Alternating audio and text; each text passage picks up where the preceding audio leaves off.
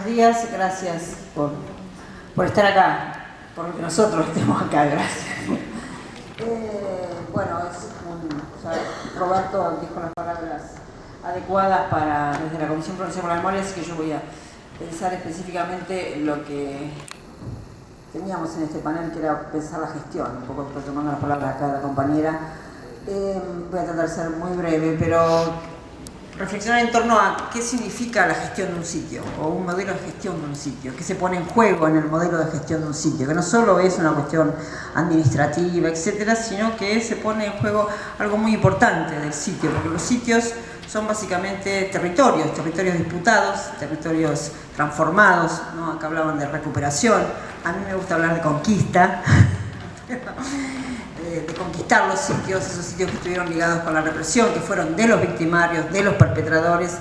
En Argentina muy claramente, digamos, muchos de los sitios son hoy incluso lugares que funcionan asociados con las fuerzas de seguridad, con las fuerzas que hoy siguen violando los derechos humanos. Por lo tanto, también esta cuestión de la conquista adquiere otra dimensión en el marco de la beligerancia que tiene la disputa por el sitio, ¿no? por su función, por su materialidad, por su significación. Y el modelo de gestión entonces tiene que ver con esto, ¿no? Porque el sitio, que tiene que ver con la construcción de legitimidad del sitio, de esta construcción del sitio, de esta redefinición de los usos y de la materialidad del sitio, y con lo que hoy hablábamos, que es una preocupación que sin ninguna duda ha emergido en los últimos años en América Latina y en particular en el Cono Sur, que es la cuestión del negacionismo, ¿no?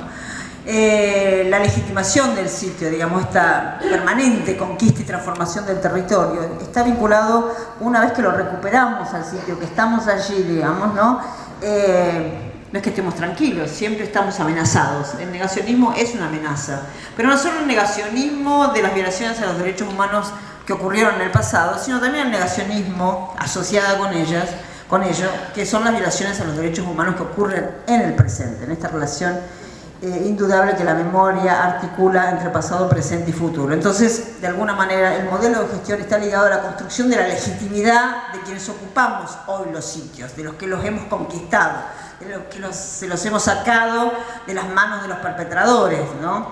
Y entonces el modelo de gestión, en realidad, lo que pone en tensión es esta construcción de la legitimación, de la legitimación de las decisiones que se toman en el sitio, de la legitimidad de los nuevos ocupantes del lugar, ¿no? de los que están transformando ese lugar. Entonces, no es poca cosa pensar el modelo de gestión. Y una de las cuestiones que uno cuando revisa los modelos de gestión es, en principio, quiénes gestionan los sitios. Acá tenemos una variedad de experiencias, ¿no? La argentina y la chilena tienen una fuerte diferencia, que la chilena, la participación del Estado en la gestión de los sitios es muy menor, casi inexistente, salvo en un espacio como el Museo de la Memoria de los Derechos Humanos, donde la presencia del Estado, la decisión del Estado fue fuerte, ¿no? Pero es un sitio de memoria construido, no tiene la misma significación de este proceso de conquista, de recuperación, etc.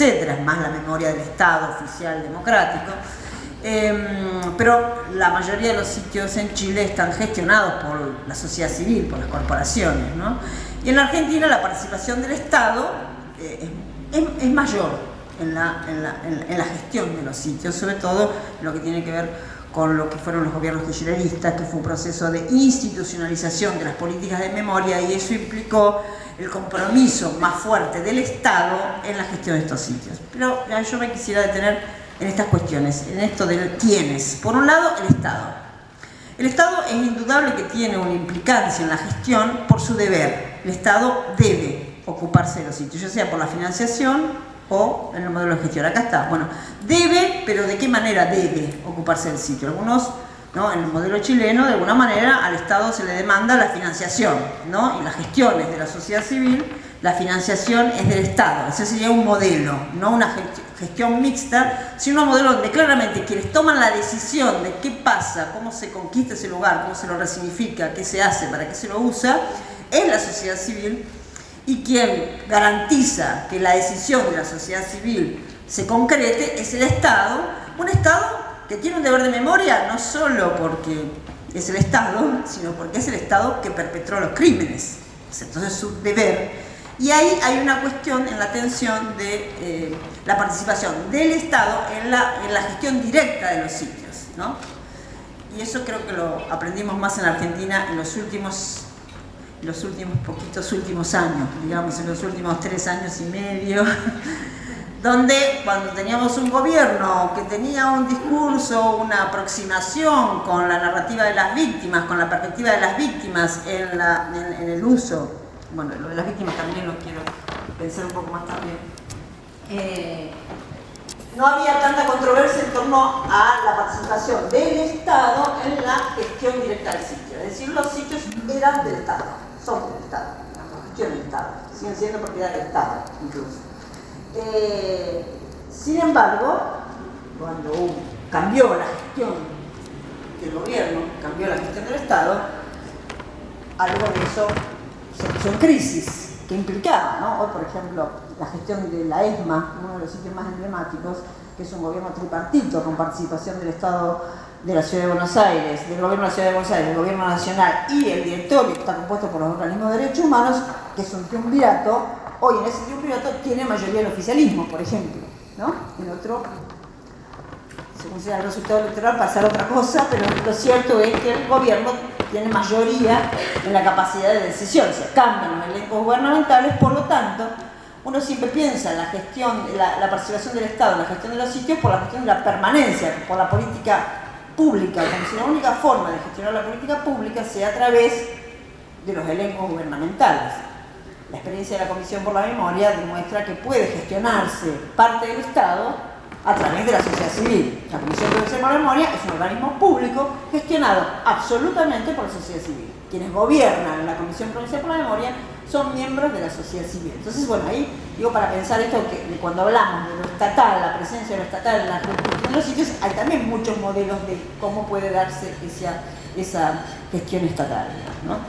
Y digo, por esta tensión también que atraviesa el Estado, que no es unívoca, ¿no? El Estado no es o perpetrador o garantía de derechos. El Estado es las dos cosas.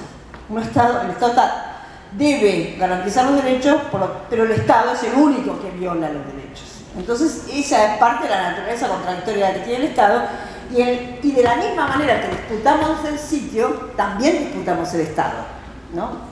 Para quién tiene que ser el Estado, ¿no?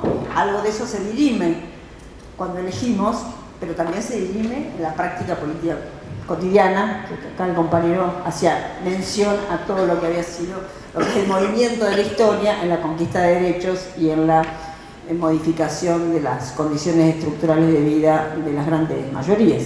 Entonces, bueno, una de las cuestiones es pensar el Estado, ¿no?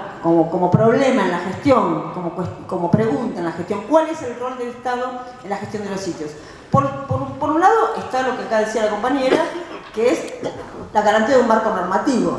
Nosotros en la Argentina tenemos una ley nacional de sitios, que fue importante, fue un paso, pero no fue suficiente. Nosotros tenemos una política que la ley de sitios no nos resolvió todos los problemas que vos acabaste de denunciar.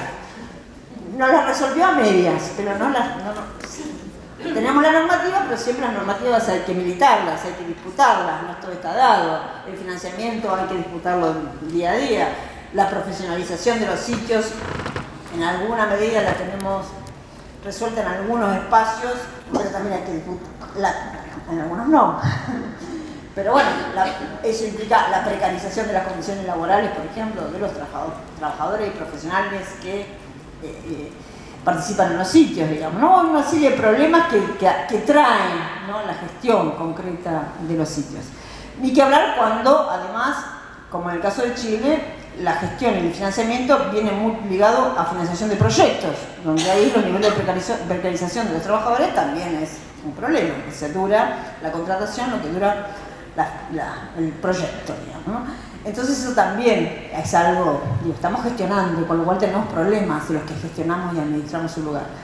Pero yo, para ir cerrando esto, quería pensar también esto de la participación de la sociedad civil. Sin ninguna duda, cuando pensamos en sociedad civil, en la gestión de los sitios, aparece un actor central que legitima esa conquista del espacio, que son las víctimas, ¿no?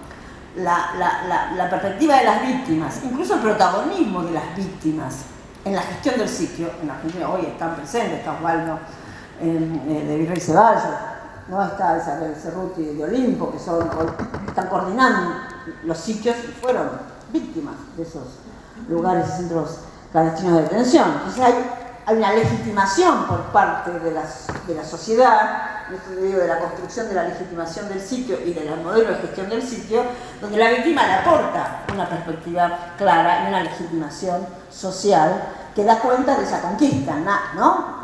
Insisto con la conquista, pájaro, aunque no te guste, pero digo, da cuenta simbólicamente de esa subversión del sentido del sitio, antes en manos de los perpetradores, hoy en manos de las víctimas, ¿no? Hay algo del reconocimiento de la subversión, de alguna manera, del sentido de ese lugar, del apoderamiento de ese otro, de ese lugar, y el haber usurpado ese lugar, conquistado, usurpado, quitado ese lugar a los victimarios, digamos, ¿no? Pero también hay sitios que no tienen víctimas, ¿no? ¿Y quiénes son la sociedad civil? ¿Quiénes hay? ¿Quiénes son los legítimos? Y ahí quiero referirme a una experiencia en Argentina, acá está Maximiliano, que es la experiencia del sitio de General Lavalle. En Argentina, ustedes saben, en algún momento, los vuelos de la muerte, en algún momento empezaron a aparecer cuerpos, como aparecían en las costas de Uruguay, y también aparecieron en las costas del Río de la Plata y también del Océano Atlántico, ¿no? En las costas de la Argentina aparecían cuerpos. Esos cuerpos eran vueltos a desaparecer y enterrados en tumbas clandestinas en los pueblos cercanos a estas playas. Bueno, ahí estaban las víctimas. Esos lugares fueron lugares ligados con el terrorismo de Estado, con el exterminio, con la desaparición. El último acto del perpetrador, ¿no? Que incluso una vez que había hecho desaparecer, cuando reaparece, vuelve a consumar el acto y vuelve a hacer desaparecer. Y eso implicó la participación de sepultureros, etc. Pero esas víctimas que estaban ahí, por ejemplo, en el cementerio de General Lavalle, no tienen hoy voces que las representen. ¿Y quiénes fueron los protagonistas de la construcción de ese sitio de memoria en General Lavalle? Las nuevas generaciones. Los jóvenes de ese pueblo que empezaron a investigar qué había pasado en ese lugar, qué había pasado con esos cuerpos, qué había pasado en el cementerio, quiénes estaban ahí, quiénes estaban enterrados, quiénes habían sido identificados. Una de las identificadas en General Lavalle fue Azucena Villaflor, la fundadora, la madre de Plaza de Mayo, nada más ni nada menos. O sea, un peso simbólico muy fuerte tenía ese lugar, que hasta que las nuevas generaciones no empezaron a hacerse las preguntas, ¿no?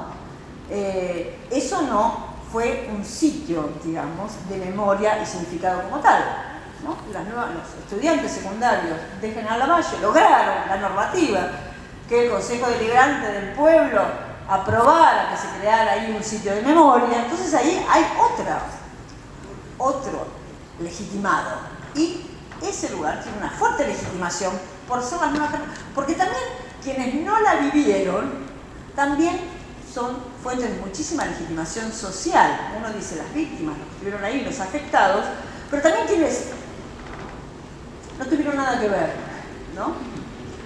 Hay que ver si alguien puede decir que no tuvo nada que ver, aunque no haya estado, ni haya nacido, porque todos estamos implicados de alguna u otra manera en lo que ocurrió, porque como decía acá el compañero, este presente es el resultado de ese pasado, por lo tanto, incluso las nuevas generaciones están atravesadas por esas múltiples violencias, de maneras diversas.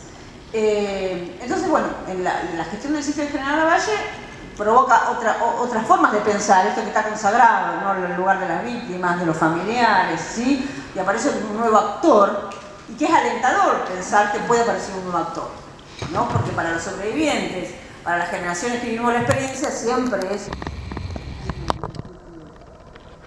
la pregunta inquietante es: ¿qué pasará cuando no estemos? ¿Qué pasará cuando no estemos? ¿Dónde dejaremos el legado? Bueno, hay que se hacen cargo, pero no se van a hacer cargo cuando ya no estemos. Se pueden empezar a hacer cargo ahora, porque esa memoria también les pertenece, esa historia también les pertenece, y son también unos muy legitimados actores y emprendedores en las políticas de memoria. Y para cerrar, quiero contar otra experiencia que ya anunciaba Roberto en la presentación, con esto de las víctimas, ¿no? ¿Quiénes son las víctimas? Como un lugar que fue un centro clandestino de detención. En Argentina muchas comisarías que hoy funcionan como comisarías, que siguen funcionando como comisarías, como lugares de detención, fueron centros clandestinos de detención. Las unidades penitenciarias que siguen funcionando fueron en su momento lugares de detención, clandestinos, lugares de tortura, digamos, y hoy siguen funcionando, ¿no? No las venden, pero las siguen son parte del aparato represivo, ¿sí? Y siguen ocurriendo violaciones a los derechos humanos. El caso de la Comisaría Primera de Pergamino es uno de esos casos. Y ocurrió al revés de lo que ocurrió, por ejemplo, con el Pozo de Quilmes, que se constituyó en sitio de memoria, que fue un lugar también de detención y se violaron los derechos humanos en democracia, porque funcionó como lugar de detención hasta el 23 de marzo de 2017, un día antes que nosotros conquistáramos el lugar. Pero sin embargo, la significación, la nominación de sitio de memoria lo adquiere a partir de lo que ocurrió durante la dictadura militar.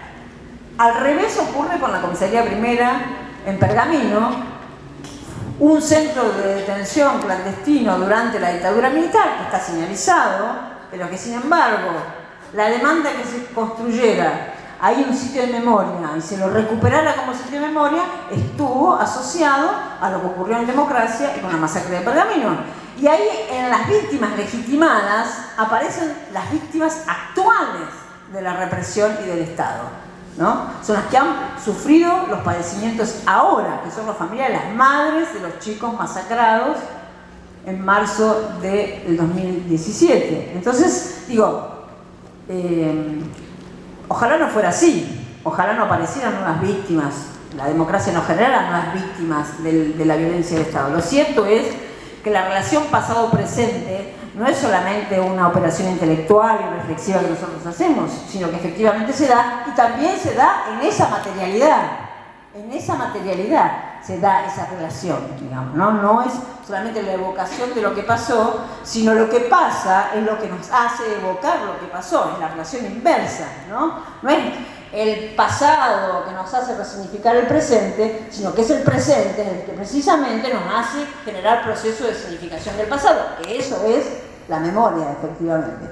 Así que bueno, esas eran algunas ideas que quería compartir como para seguir discutiendo acerca de qué se pone en juego cuando hablamos de los modelos de gestión. Es la legitimación de las decisiones, la legitimación de esa ocupación, que no la debemos pensar como permanente, sino que debemos pensar que siempre tenemos la amenaza del negacionismo, y lo que está pasando en Chile da cuenta de eso en términos físicos y materiales. Venden lugares que fueron centros clandestinos de detención, entran al mercado, el liberalismo los mete adentro del mercado. Esa fue lo que activó en la Argentina, por ejemplo, la recuperación de la ESMA, el negocio inmobiliario que Menem quería hacer con ese predio millonario, ¿no?, en la zona más cara de Buenos Aires. Bueno, digo, el liberalismo también tiene ideas y proyectos de qué hacer con los sitios de memoria y con esa materialidad. Y entonces siempre va a ser una disputa que tengamos que dar. Así que nada más y nada menos que eso es lo que se pone en juego cuando discutimos cómo gestionamos un sitio de memoria. Bueno, muchas gracias.